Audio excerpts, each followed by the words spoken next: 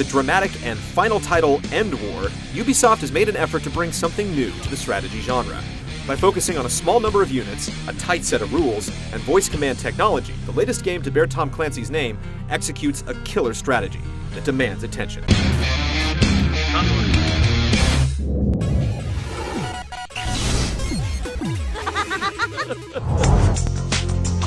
EndWar presents a loose scenario rather than a story.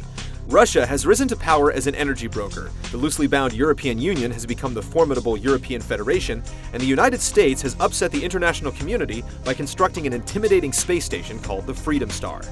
One terrorist attack later, and the three superpowers are duking it out World War III style. It works as a setup, but if you're looking for drama and narrative, you'll want to pick up the novel.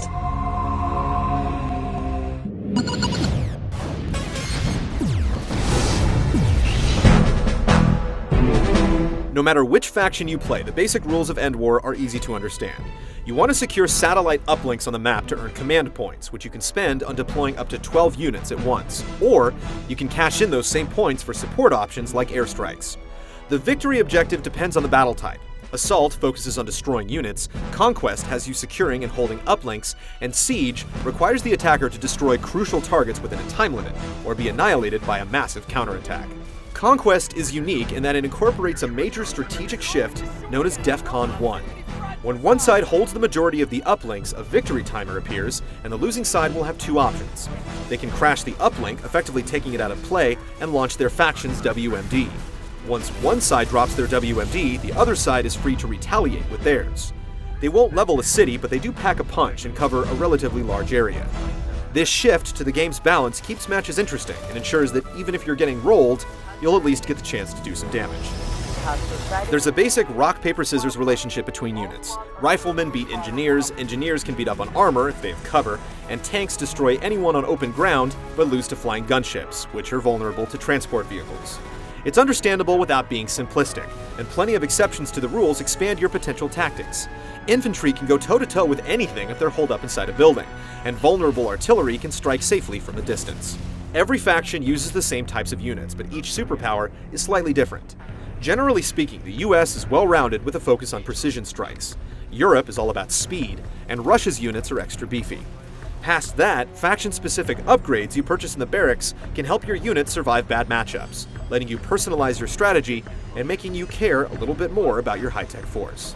Skirmish mode lets you set up a game instantly, otherwise each individual battle takes place in the broader context of a world map where the game's three factions battle for control of territory. The game's offline campaign mode and online theater of war mode are functionally identical, the only difference being that your online components are human. 1-on-1 and 2-on-2 matches are possible, and human players can team up with or against computer players. EndWar features a robust campaign and plenty of online options to scratch your strategic itch.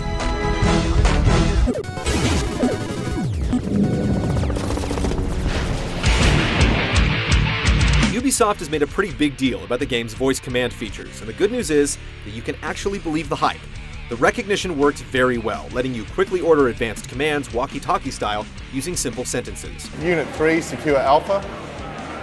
And that's going to tell these guys to go and capture that objective point. It's not required, and you can do everything with the controller, but voice controls are incredibly efficient and leave your hands free to manipulate the game's camera or focus on another task altogether. If you speak clearly and remember the commands, you get a lot out of it, and will prefer to play that way. It's a great control method, but whether you play it in front of other people is your call. You can view the field and target enemies from the viewpoint of individual units, which lets you observe battles and trigger special abilities. If you've deployed a command vehicle, you'll also have access to the big picture. No matter where your camera is, you'll have a solid idea of who's capturing what. There's a lot to think about in a typical match. Quickly sending in soldiers to secure uplinks is important, but you don't want to overextend yourself in the rush. You'll need to constantly remember the rock, paper, scissors unit balance and think carefully about how to spend your command points. Like other good strategy games, when you're working fast and efficiently, you'll feel like a powerful human computer designed for the sole purpose of ruthlessly crushing your enemies. Speaking of ruthless crushing, units in EndWar can gain experience to become more powerful, but they can also be taken out of the game permanently. You can order a damaged unit to evacuate, but when a unit goes down, transport choppers are automatically dispatched to pick up survivors.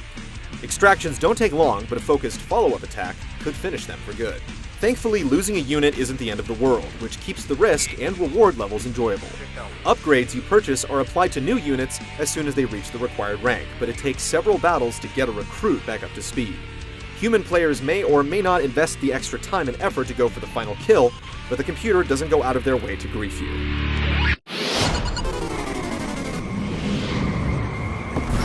Russia spends billions on the biggest arms buildup since the Cold War. EndWar has a clean, high-tech war room presentation that fits with the futuristic military vibe of the game. The color-coded look is easy to understand, and situations are always verbally explained in appropriate, if ever so slightly hammy, international accents. Satellite imaging shows tanks offloading from the ship and moving to attack our uplinks along the Adriatic coast. There are a few cutscenes, but because the game isn't story-driven, you probably aren't going to miss them. After all, you've got a world war to fight. The end has begun.